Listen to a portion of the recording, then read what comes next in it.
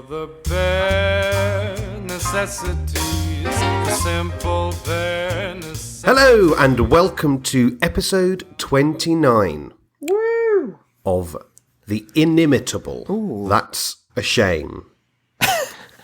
True. Inimitable in who else could put together Would bother. such a shambolic, poorly planned, premiseless, themeless, unoriginal, bi-weekly podcast? Who would dare, I think, is the real question. Exactly. Well, I'll tell you who would dare. It's us. I am Yeah. Declan. And I'm Isaac. And we'll be honest, listeners, we are even more characteristically unprepared than usual for this episode. I think we've been... What the problem was, is it's like that motto that they have when you start a new company. You're supposed to I can't remember which way around it is. You're supposed to under-deliver slightly so that later on you overperform. Right. So they get the expectation that you're not that good at your job. Okay. Because you're working at 70%, say. Yeah. Maybe 65. Let's go down as low as that. And then, sorry about that phone. Then once when you have to make a difference, you just ramp it all up to maybe 80, 85, not even going at full speed ahead. Right. And now they think you're the new Bill Gates coming in. So what I'm saying is our mistake has been being too prepared in previous episodes. Not something we... If anything... Not something we're likely to be accused of. We want to lower the average.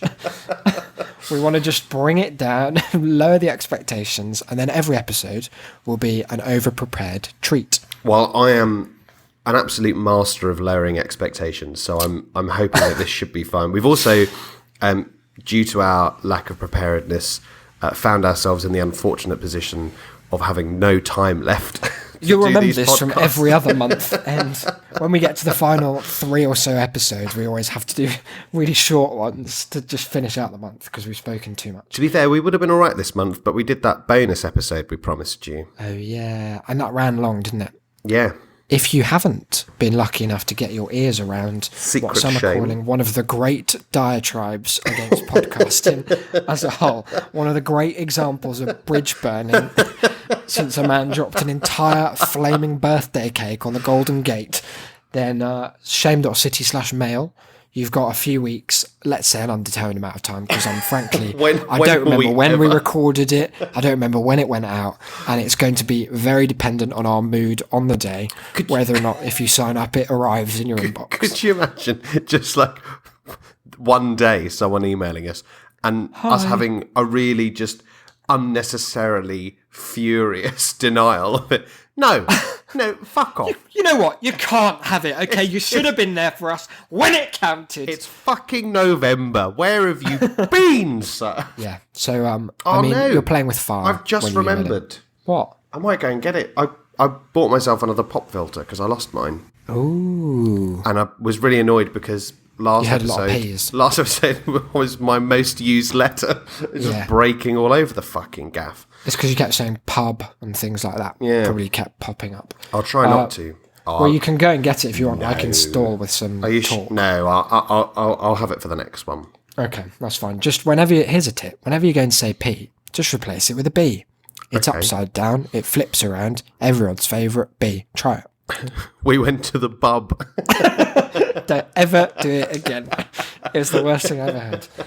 Look, guys, there's no two ways about it. We've got one hell of an unprepared show in store for you today. We do have a topic that kind of emerged, as they often do, at the very last possible second, because, I mentioned that I had a very short, let's not base a whole episode around it because it's not that good story to tell of going to an audition yesterday. So we'll kick off with that, and then we're going to spiral into a discussion of that kind of topic. Well, shall I start with, I had a short story I wanted to tell you as well. Oh, there's nothing to do with the episode, so get it out of the way, might as well. Why not? This you certainly cannot build an entire That's what I like. Around. I love a story that really stops the momentum in its tracks. But many of our listeners may have been to see the wonderful Dunkirk, the Christopher Nolan film. I recommend you do. Yeah, everyone keeps recommending it, but here's the thing, I don't think I'd like it. Neither did I, really. Okay. What about Harry Styles? Was that well cast? He was good. Okay. He was actually quite good. All right, well, that's fine. And I was very prepared for him not to be. Even desperate for him not to be. And what does he play in it? Is he he's a soldier character? Oh, a soldier, you say? Yeah, one of many. I remember them. But recently, my dad went down to the pub, and his friend was telling us that he'd been to see it, and he didn't hugely enjoy it. He actually found the soundtrack a bit off-putting, apparently. Right. But is it because his boss reminded him of Dunkirk? Yeah, that's it. I've been in Dunkirk, like that. No, but he was telling Dad about that. But then he said that his daughter, who's like 25 or something, like had come home, and she said that she was going out to see it that night, and he was just about to make a comment about the soundtrack and about the music, and she stopped him with the greatest phrase, which was, no, don't spoil it, because I don't know what it's about. Oh, wow. 25, you say? Yeah. Old enough to know better, you say? Should definitely. Yes, that's a shame. She's the same person who once claimed that she didn't really need to take too much sun cream with her on her holiday to Spain because it's a different sun down there. It's not the same sun in the sky. No. That's like a poetic image. What's she claiming? That sounds like a really tangential kind of subtle snake in the grass basis for a racist manifesto to claim that Spain, well, they don't even have the same sun. They live under a different sun. Yeah. When they look, when they turn their eyes skyward, they don't it's one of see those weird our Mediterranean suns. British Probably has a sun. nap in the middle of the day. It probably What eats a thing tapas. to think, non-stop, can't get enough of it. It's not even a meal, it's just lots of different mini meals all together. Well, she sounds like a shame. Let's She's lovely, but Yeah? not necessarily historically informed. That's fair enough. I guess that's the trade-off, isn't it? Because sometimes if you put all your points into lovely and none of your points into informed, then whilst you might go far, you won't go that far. A lesson there for anyone who's about to embark on a new campaign in Skyrim or any Bethesda RPG. So, wrenching the topic back to theatre. Smoothly, seamlessly, and with all the outward appearance of professionalism I can muster. I guess I didn't know it was going to be an audition is basically the theme of this story. Right. Because I was emailed about, I told you a bit about it. Oh, and I can tell about that great line as well. I got an email with the subject line, China Project, which sounded like I was involved in the new Cold War or the new Manhattan Project tests. And I thought, okay, is this Nigel calling from the Labour Party he's really upping the ante? We need you for the China project. The EU's all solved now. We need to broaden our horizons east. Look into the Orient. The land of the rising sun's on the upward spiral. Okay, Nigel, I'm coming. I'm in. So I got this email, and it was relatively innocuous, but for... And this is something I've noticed lots of emails doing in the industry, is that the email itself will be quite short, then they'll attach a fuck-off PDF of the real information, the specifications. And in this one, I'm going to get it up so I can give you verbatim the madness that it offers. It's basically asking me to have a meeting about MDing, which is musical directing, a show in China that I don't know very much about, and it sounds mad. Apparently the president of China attends this show every year. What I can gather from it is it's a bit like the inverse of the trend for really rich Chinese families to send their sons and daughters to study in the UK for university because we're known for a good educational system. Apparently they want people who are in the London theatre scene to be shipped over to China to train people in drama and musical stuff. Okay. So it all sounds relatively mad. And I did end up going to have this meeting, but with the knowledge that it's not loading, so I'll just try and remember it. It said in this email, it was talking a lot about how it's really important if you're going to do this that you can be flexible, because it's there's like a language barrier there, and it's one of those jobs that's going to change a lot depending on just the day you turn up, basically. It could be completely different day to day. They're quite vague about the skill set, like you need to have got some theatre background and like musical theatre. Any musical direction stuff is helpful. And here it says, I found it now. It is important to stress that whilst China is a fascinating place and in some ways makes us look third world, the Chinese can seem very frustrating to Westerners. It is crucial then that anybody going out to China understands that flexibility is paramount, as things can change very quickly. And then my absolute favourite sentence in any job capacity. Sometimes it seems that no one, including the Chinese, knows what's going to happen next. And I just thought, what an amazing way to generalise 1 billion people into like lacking any sense of prescience, forward thinking, planning. Yeah, it's just an amazing thing to say. Even the Chinese don't know what's going to happen next. So I went along. It was at Arts Ed, which is one of the big drama schools in London. The first weird thing was they had this receptionist who was like very trendy kind of drama student looking. And she took my name, which in classic going to the hairdresser's style took about 18 attempts to locate. It's always a shame as well because I know like... the kind of outline of my name, if I can't see the letters, but I can see the shape of it. Like if you were squinting at some text, I know like short, long, dash, short is the layout. Yeah.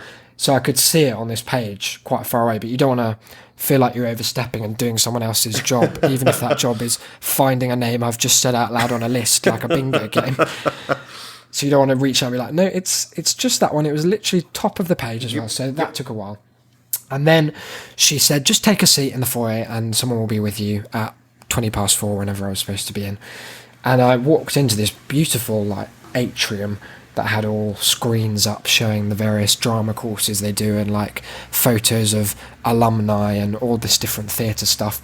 And it was a really giant space. And as if in some kind of Stanford prison experiment, Derren Brown style prank, there was only one chair in the entire room, and it was right in the middle. So it was like, it felt like you were being studied already. Like I was just sat in the middle of this giant room on my own, like not just flagrantly in the way of anyone else who was trying to traverse the corridors. So that was a bit odd, and I sort of shuffled it to the side as I went. And then I was called in, and in the email itself, they'd said very specifically, which is really rare for this kind of work, don't prepare anything. They were like, nothing to prepare, just to chat, but please give some thought as to how working in China might be for you and come along knowing the full availability for the rest of the year. So I thought, that's great. Don't have to do a monologue, don't have to do a song. Easy, just to chat. That's what I'm good at, is just bullshitting about how good I am at things. Yep. So I sat down, 3 people in front of me, the classic, the standard audition setup, which we can talk about at a later date, but I feel suffers from never having been thought about very much in regards to, there's no sense in which they try to ameliorate the nerves that are kind of integral and inherent to the process, which I thankfully don't suffer from a lot myself, but just the very setup of like a panel and a single chair seems designed to intimidate. Yeah. And I feel like if I was hosting auditions, although as we're going to talk about, this was not the case when we did, no. I'd try and make people a bit more at ease. But that was fine. They were all really nice. Just asked me to talk about myself a bit, which I did for about 4 hours, uninterrupted, talking about the show that I'm doing and things like that. And because I knew they wanted someone to musical direct, to MD this show, I was kind of emphasising that kind of experience that I have, which, I'll be honest, is minimal. And so I was talking about like playing piano and having helped out with like conducting choirs, which is broadly true, and things like that, like reading music. And she was listening the whole time, the woman who was like to the right, who was kind of running things, and nodding. She's like, okay, that's really interesting. And it had been about 15 minutes at this point. And she took one of those big pauses that I admire in people, because it belies a deep and overwhelming confidence in your own ability to hold the attention of whoever you're talking to. Yep. When someone just stops for an indeterminate amount of time and you're just waiting to see what they're going to say next. So she pauses, looks down, thinks for a bit, and then looks up with that kind of studied expression. And she says, Isaac, now, this is all good. I'm liking what I hear. Do you consider yourself, and this is important, do you consider yourself a flexible person? And I thought for a minute, I tried to like inject a little levity into the answer. I was like, well, not literally. I've played too much football in my life. My calves are pretty tight these days. Can't touch my toes, that sort of thing. Can't remember what I said, but it was something about that. But metaphorically, yeah, I'm quite flexible, which I think is true. Like, I'd be fine arriving and not really knowing what I was going to do next, because as this podcast proves, we very rarely enjoy living in the moment in that regard. And she said, okay, that's good. Yeah, that's really nice. And then she did this big hand gesture that was almost like saluting Hitler, but with a kind of cupped hand, gesturing off to the side in the way that, you know, Shakespeare says, do not saw the air in that monologue about how to act in Hamlet. And so she saws the air with the gesture to the corner of the room. It was a big room. I hadn't really looked behind me because you have to go in with eye contact and confidence and a spring in your step. And she opens this gesture and just holds it for a moment and says, so you consider yourself flexible. Are you, I wonder, flexible enough to go to that piano there in the corner and just play us something and have a sing? And I was like, oh, well, thanks for saying I didn't have to prepare anything. That's a real dick move. And, I mean, I did, and it was fine. Like, what'd you do? But I did... Sweet Polly Plunkett. That's it. Lay in the grass. Turned her the eyes. whole of Sweeney Todd. It was quite marvellous. And they asked me to leave. We start on a dark stage. do. No, I just did a little song that I'd been playing that wasn't that good. And I hadn't... Good, it was one of those moments choice, where you have to commit to these moments, don't you? Well, yeah. Because even I'm fairly unflappable in these sorts of things. But just... the specifically engineered blindsiding of saying, don't prepare anything, it'll be fine. It'll be like coming home for Christmas. We're all going to just have a chat. You can see, though, especially in the way that you describe her gesture and the particular phrasing of it all, that she was so excited for this. Like, she saw it as some kind of big game show reveal, just like, it's great. Oh, you're flexible. Hilarious. Well, let's take a look at how flexible. It's Saturday night. This is your life. It's Dick Move Audition. Here are all your ex-girlfriends in a line. Tell each one why the relationship ended. And then order them. Dance. Order them either in terms of beauty, intelligence, or humour, but don't tell them which. All three. It was lovely though, and it was just that quick rush of like, oh no. And I was like, if I think too much about it, I'm gonna like bottle it. So I just had to sit down and just start the first thing that came to my hands, which was this song that I've been playing recently that was entirely inappropriate because it's a musical theatre audition. Thankfully it wasn't like a Confederate song. It was Deutschland, Deutschland. There was a confused atmosphere in the room thereafter. But yeah, so I guess it just got me thinking about the fundamentally ridiculous setup that is an audition. And we've been on both sides of the table, the panel, and it leads us on to talk about some of those stories. Should we start with Abigail's Party or Glengarry? Maybe to do it chronologically. Yeah, Glengarry. So over to you, because this is your... Yeah. I'm in second year of university. I applied to put on Glengarry Glen Ross, the David Mamet play, through the Drama Society. And one of the things that was quite exciting about the idea of doing this was getting to host auditions, which was something I've wanted to do for a long time. Just because it is a particularly voyeuristic and sadistic process, as Isaac has just, at least you're honest about discussed. And I wanted to have some great wow moment auditions. And I wanted to have some fucking dreadful ones. And boy, did we get a cross-section. It's like your own personal pop idol kind of setup, isn't it? You get to see it from boot camp to the very dregs that come in and say, but my mum says I'm the next Celine Dion. You're being very, very harsh. Oh, yeah, that's so good. So, we had the traditional setup. You print out some scenes from the play and highlight the lines that you'd need to do to audition for various characters. You leave them outside of the various rooms dotted around the university campus. Yeah. The more difficult to find, the better. That's where the challenge begins, is just finding it in the first place. Yeah, and you sit and you wait, and people come along. And most of them are very like middle of the road. They come in, they read the script. The fun thing with Glengarry was that we were making people do an accent because we were going to be using American accents in the play, because imagine if you didn't. It's so fundamentally written in American language, you would be a moron to do it in any other accent. It would be a real stretch to be confused by the dialogue he's gone for. Yeah. So so you get people who come in and they're like, do you have to do the accent because it's not great? My accent's not great. No, well, thanks for your honesty. You won't be getting the part. Please leave the room and shut the door behind you. And so you get people who kind of have like very broken accents. And I asked him, where did you put the files that I need to look at? Or you have people who... Can I just interject briefly? Yeah. So on Netflix for the last month, they've really embraced auto-playing video on Netflix as trailers for stuff. And boy, does it fuck me off.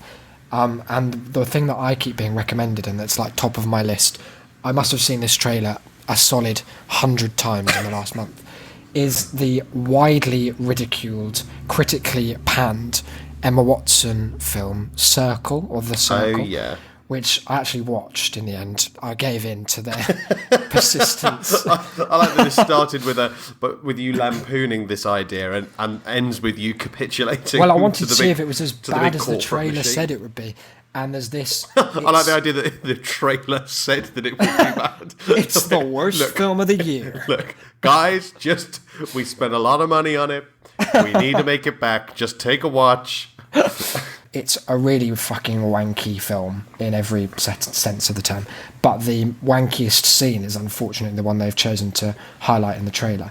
And it's supposed to be this like Apple-esque Google campus company that's like a big Silicon Valley tech company.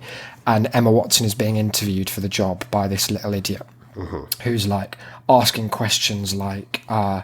Sonic or Mario? Or Mario, isn't it? Because Emma Watson can't do their thing. She's like, early Sonic, late Mario. Like, her accent is just baffling.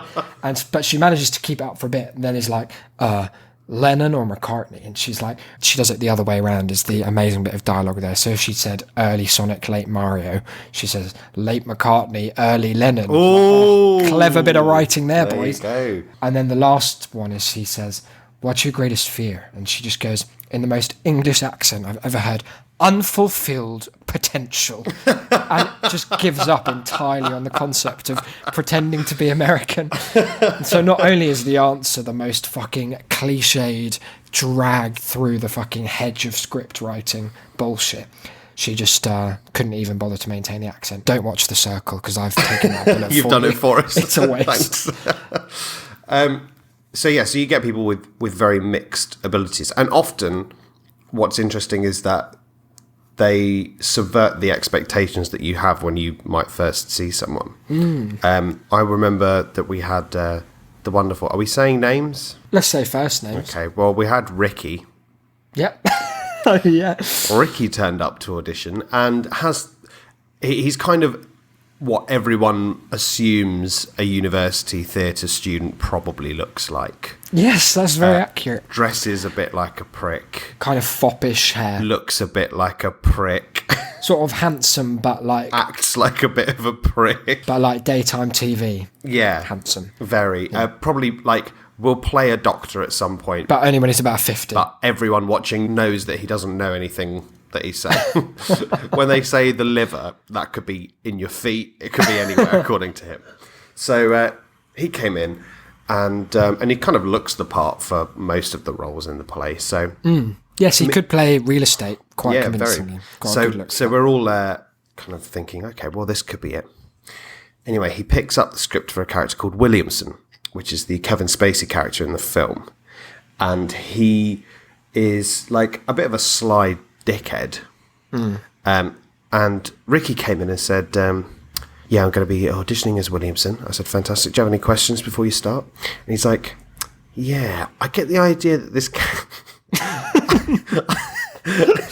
I love this sentence. I get the idea that this character's a bit of a creep. Okay, and I was like... to be fair, I probably gave Ricky more credit than he was due, in that I sort of said, yeah, I see what you mean, thinking that he meant like could have. slimy in that sense. It turns out Ricky thought pedophile.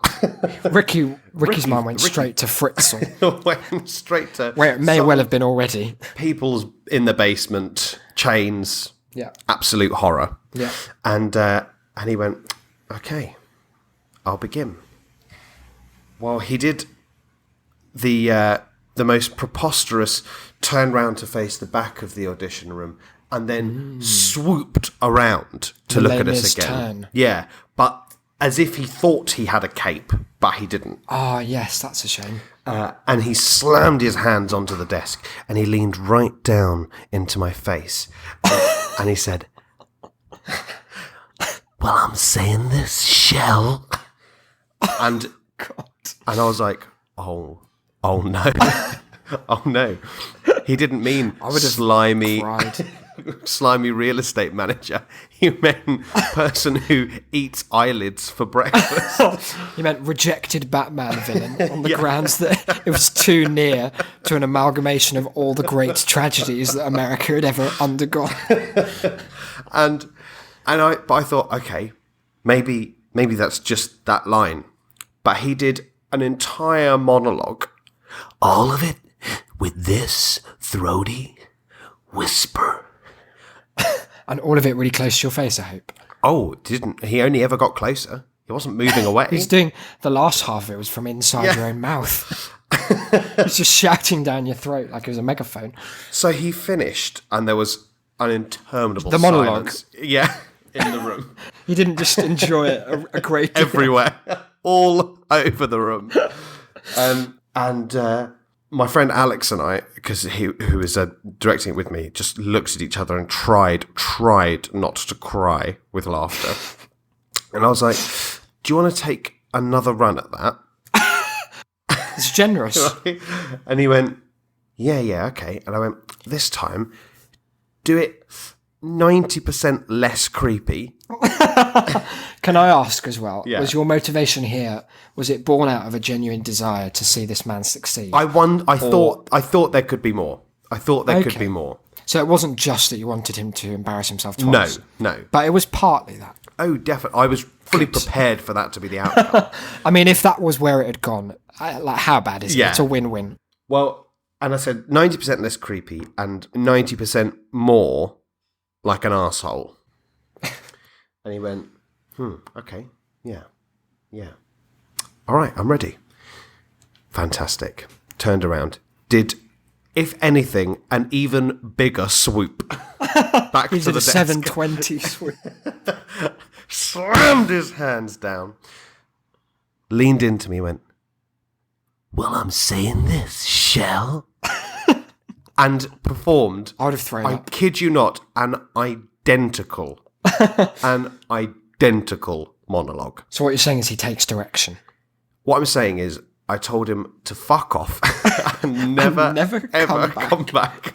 Not just to me, to the very idea of performance. But to the bosom of art. So... And he didn't get a part in the play, I don't No, he did not. Don't think we even gave him a call. It was close, back. though. Yeah. Oh, okay. But then, so someone like that fucks it up in perhaps the most spectacular fashion possible. Yeah. And then you get someone else, like Ryan. Oh, my God. Who, it was on a particularly slow night. We were in a particularly labyrinthine part of the university that nobody would ever find their way to. Mm-hmm. But we were hosting these auditions anyway, and we hadn't seen anyone in about half an hour. And so I went outside, and there was this small, pale, thin ginger man just thumbing through some of the pages. And I spoke to him, and I was like, oh, can I help you? And he was like, oh, yeah, no, I watched it last night. He had the thickest kind of Belfast accent. Yeah. And he was like, "Oh, watch the." I'm not going to try it because I could be an insult. I could not do justice to an entire nation. But he was like, "Oh, I watched the film last night. Yeah, just looking through." And I was like, "Oh, well, what sort of character are you thinking of playing?" He's like, "Oh, well, I'm not really sure." And I talked to him a bit about it and gave him some suggestions. He was like, "Oh, brilliant. I'll have a look." So I went back into the room, sat down behind the desk, and didn't hear a single thing for 15 minutes. No one came in. I was actually standing up to go and see if he was still there, and he came into the room, and we took his name and we took his details, and we asked him, and he was like, "Oh yeah, I've got a piece for Moss, who is the Ed Harris character in the film." Mm-hmm. And how would you describe him? His demeanor? Angry, furious, loud, proud, boisterous, bombastic, ready for action. Yes. And so I was like, "Whenever you're ready." He went, "Oh, thanks very much." And he launched into the single most incredibly performed monologue I've ever witnessed. He's just obscenely talented. His Belfast accent disappeared and was replaced with an absolutely syllable perfect Ed Harris impression. But not an impression in the sense of like derivative. No. A kind of an homage. An embodiment. Yeah. And it was the most incredible thing I've ever seen. And he performed it once, and I was like, "Yep, we'll see you tomorrow for the recourse." And he left the room, and Alex and I just sat there in stunned silence at the fact that we'd not 24 hours beforehand had Ricky, and now we had Ryan. The places you'll go. I know. So there is a really a nice tendency for it to subvert your expectations like that. However, sometimes, as we know from the Abigail's Party auditions, it often does not. Not in a big way. Because I didn't have an assistant director or a producer when I did Abigail's Party. It was just me. So I asked Isaac if he'd come and help me do the auditions. Partly because it would be nice to have someone else there for the many hours of no one turning up, but also because I thought that he would absolutely relish the opportunity. Oh yeah, it was very enjoyable.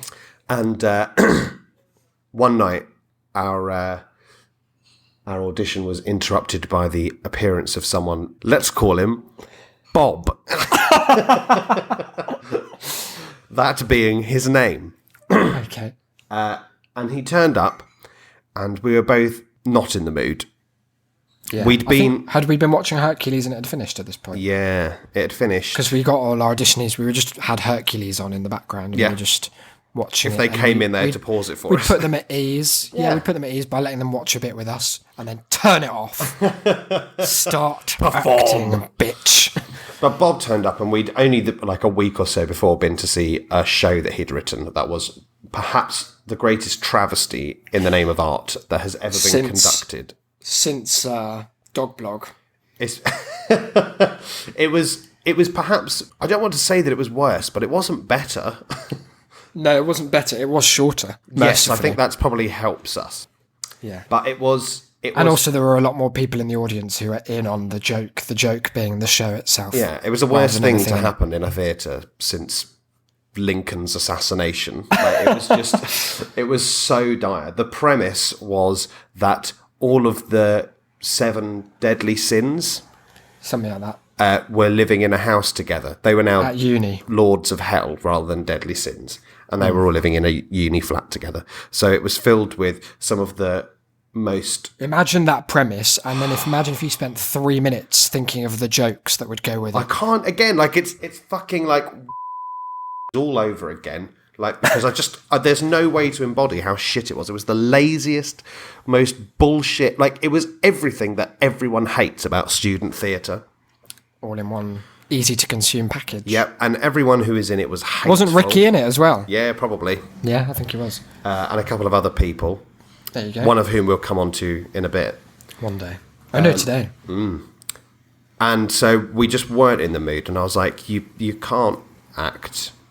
You can't even be a real person, so the chances of you acting are slim. And he didn't help things by coming in, and I was like, "Oh, so what brings you along to the audition?" And he was like, "Oh, well, I've always been a fan of Alan Bennett, so I thought I'd come and audition." Okay, well, why is that relevant to a Mike Leigh play? What? Oh, it's not, Bob. What? This play isn't by Alan Bennett, Bob. I thought it said on the sign outside that I thought this was an Alan Bennett play. No, Bob. No, Bob. That's You thought just wrong. you being your usual fucking self. Oh, no. We've since spent hours of our lives watching videos of him performing slam poetry, which is two of the things we both hate most in this world, combined just to fuel. Just because I get the feeling that there aren't enough people actively hating him and everything he stands for at any given moment. So it's our duty to step in and do so now publicly. The cross we all must bear. Yeah. So there are shames like that come along in the audition process. I can't remember any like standout moments of Abigail's party auditions. No. Which is not to say that there weren't any like good monologues, but there were none that were like. Obviously, Dange's audition was. Oh, Dange's audition, yeah. As bombastic as one could ever hope. I'm pretty sure he was drunk. If he wasn't, then I mean, even better acting. That's true. I'd forgotten about Dange's audition. And of course, I made a great bit of art for that show. Of course, we'll share that on the old show notes. I was thinking, though, about Abigail's party, that it's interesting that you say about the audition process not having been thought about very much, not putting anyone at ease, because in order to get the play put on, you have to pitch it. And so I very last minute sent in the written application form for this. Like, I spent 10 minutes on it. My description of what I wanted to do with the play was put it on. I was like, I want do the play. I want to cast actors to speak the words. And I'd like the set to look. I'd like there to be an audience. Yeah. I'd like it to be in a room rather than just in my mind. And so I was like, I'm fully prepared not to be called, but I got my. They were low on applications. Yeah, I got my slot to come and speak to the panel, and the panel is just whoever happened to be free, who was a drama sock official at the time, who was in any of the roles. But it's the exact same thing as the audition process. Like there is one chair in the middle of the room, and you go in, and there's a bench of, I think there are about 5 of them judging. Yeah, and I cannot for the life of me think what the other plays must have been like. Like, people must have been wanting to put on their own somewhat racially questionable diatribes. Because I sat there and I couldn't have given less inspiring answers if I'd specifically tried to write them. And part of the reason for that was the questions themselves were so painfully boring. Mm-hmm. I remember that probably the big question, the one that they were all kind of building up to, they kind of shared a little glance between them before asking, like, okay, who's going to put this forward? Is yeah. So it sounds like there's going to be a lot of props and a lot of set dressing. And I was like, yeah. They went, how are you going to make sure that it doesn't just look like all the other Barnes shows? How are you going to make sure that you aren't just using the same things as all the other shows? And I just said, we will use new things. What else are they hoping for? I don't know. But I'm going to paint them all blue. But then they all turn to each other like, yeah, no, that's clever. good. This guy knows his stuff. And so where are you going to get them? A shop, you say? You'll go out and source them. You're telling yourself. me you can exchange little coins, circular discs of metal for goods and services? That's incredible. And nobody else has been doing. Wow, genius! Madness. Give him the barn. Give him the play. Yeah, and then they're like, there are some controversial topics in the play. How are you going to deal with those? Well, I'll just make sure that I'm not saying. These are good. What do you mean? What do you mean? What do you mean? How am I going to deal with them? They're in the script. Like, the actors are going to say the lines. I'll try and make sure that everyone knows that it's not pro-domestic abuse before we go in. What I won't do when I go out to buy my props is buy big neon signs that say "Beat your wife." That's the way. That flash on.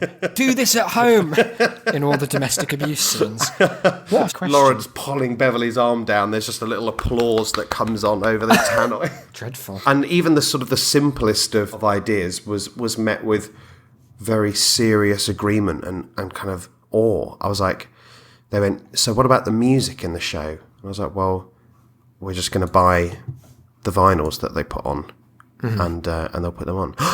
So you're actually going to have them in the show? That's genius. I was like, well, isn't it more effort for them to mime putting on a record and have a record on, out of sync audio, and then have to play the audio from like what is clearly the barn's own speakers behind sorry, the that's audience? what we've always done here at Student Drama. You can't have cues that work. What's that diegetic sound? No, Not I won't on have my it. watch. So yeah, but again, it seems such a blunt tool for attempting to decipher which bits of art you'd quite like to put on. Yeah, it's all a bit nonsensical, really, isn't it? When we have another episode, we can talk a little bit about the casting process, though. Oh yeah, because that is always a laugh. But we haven't got time for that now. no, we've got to wrap up. I've got another story to tell next time on Auditions as well, so we'll remember part more of that 2 in episode 30 coming your way on Sunday. I think we might also not have time for the poem feature. Are you kidding me? You're going to postpone me for 2 consecutive episodes? I'm going to have to make an exec decision on this. I've stopped recording 10 minutes ago. This has all just been a chat. But no, I think we should, because we don't want to leave us with like a 2-minute episode 31. So that is probably true. For the greater good, we'll look forward next to that episode. next I'm just going to open with it, whether you like it or not. Just start shouting over you. Hi and welcome to episode poem. It's the whole time. Sorry, Doug. What was that? Poem. So let's. We've got an email to barrel through quickly. In fact, we have 2. So let's do those then. The fastest plugs ever. Okay. I'm going to read bunk beds first. Go for Subject, it. bunk beds. This is from Mark. With your concern over bunk beds, I'd suggest you don't get a job working offshore. Often you're in cabins shared by 4 people with 2 sets of bunk bed with barely enough space to stand between them, and a wet room that is shared between your cabin and the adjacent one. Space is at a premium. Really enjoying the podcast, which I listen to while walking wherever. I like that. I'd like that it's not like one specific route he has to walk down to listen to us, like past all the saddest shops in his neighbourhood. I'm currently working, Mark. Thank you very much, If I have Mark. to move from A to B, pop the earbuds in. It's my one trick to make walks bearable. Yes, thank you for that, Mark. I probably won't work offshore. I think that's a good idea. I have to dodge enough offers of working on cruise ships as it is, as does anyone who wants to break into acting in the UK. What if the Chinese try and make you play on a boat? What if China turns into one big floating world? They don't know what's happening one day to the next over there. It's like, well, today's boat day. 1 minute they're a landmass, the next minute they're just slowly drifting into the ocean. The world's biggest cruise ship. Like that one with the armadillo in charge of the island. Remember that? Or is it a bear that's in charge? And they power the whole thing with lava? Is this ringing any bells? I think that you and I need to have a talk once the show's over. And then there's that bit where my father beats me at the end. Oh, yeah. Joking, Dad, if you ever listen, that didn't happen. You weren't there. Anyway, that was another joke. That was another half joke. Okay, there's a lot coming out, so I think that we should probably distract Isaac from his own sad remembrances. I just like doing, because it's the only thing, because I don't have any, like my family haven't all died tragically, so it's like when someone plays the your mum card and they're like, my mum is dead. It's the only thing that I can make people feel really awkward about. It's a divorce that had minimal impact on my life. So I enjoy it while I can. But let's go over to Thought Monster's latest correspondence. I'll tell you what might affect your life. It's this horrible email from the Thought Monster. They're 5th in the series. It's another Do You Ever Think About? It's such a great setup to a question. I love that these are all presented as facts. Not sourced. No, but I don't know then where from, No. whence they come. Thought Monster has his own sources, or their own sources, I should say. And it's the voices in their own head. Do you ever think about the fact that, given you shed up to 750 grams of skin a year, you could make nearly 50 cupcakes from it? Skin as a flour substitute, of course. Of course. Well, of course, Thought Monster. I'm going to be honest, I've never once thought about this. In fact, I'm fairly certain that there's a large part of my brain that is routinely dedicated to helping me forget the fact that my skin is constantly falling off. Shedding. And the other half of my brain is fully devoted to never, ever thinking before, now, or again about skin cakes. I mean, I can only concur with that sentiment. But I do, Thought Monster, for all their proclivities and, unusual interests, they do, as the name suggests, keep us thinking. They're provocative, at the very least. Horrible is what you mean. Keep them coming, Thought Monster. Oh, yeah, it's an endless source of entertainment. Look, we're going to do some plugs and then we're going to fuck off home in a metaphorical sense because I'm already in my bedroom. What's a plug? Email. tas@shame.city, tas@shame.city. Send your thoughts, Thought Monster, your feedback, your questions, your praise, let's be honest, is something that's always going to bolster our egos. Anywhere else you'd like to put praise, Isaac? Anywhere else that they might like to... Well, there's this thing on iTunes where you can leave a review, and we've set it up easy for you. shame.city/review. It'll take you to the page.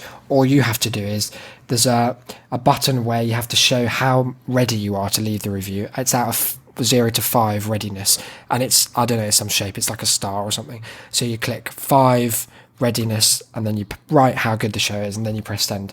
If you click 4, it doesn't ever appear, or anything below. It just gets, what they do is they print it off into one of those big shredders that can be used to decimate people and cartilage and all kinds of bone marrow.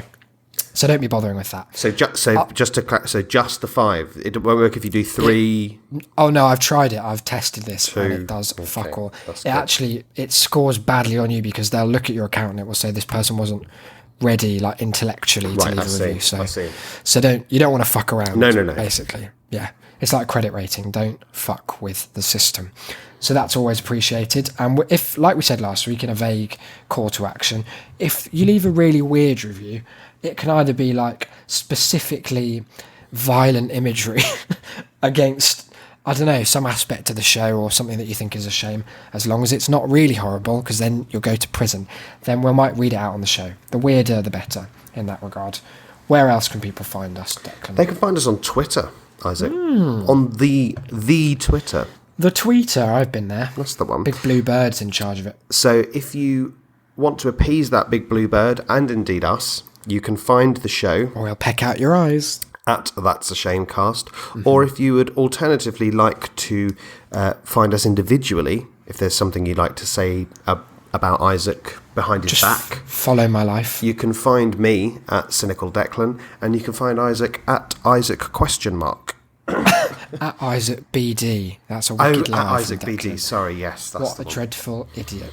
I think that's it, isn't it? Tell a friend about the show. Word of mouth is best of mouth, as we like to say.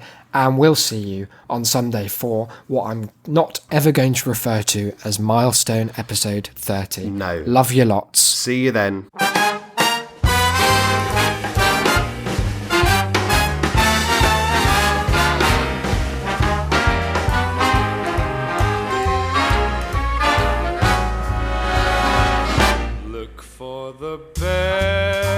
Necessities, the simple bare necessities. Forget about your worries and your strife. I mean the bare necessities, oh Mother Nature's recipes that bring the bare necessities of life. Wherever I wander, wherever I roam, I couldn't be fonder of my big home. The bees are buzzing in the tree to make some honey just for me. The bare necessities of life will come to you.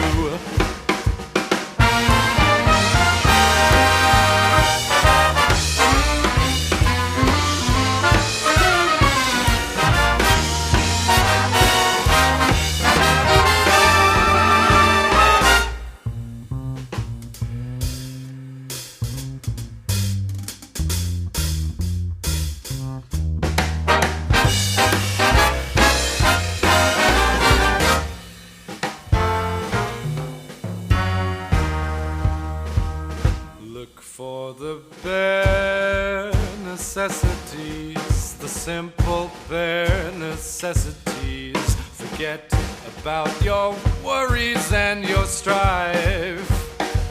I mean the bare necessities, oh Mother Nature's recipes that bring the bare necessities of life.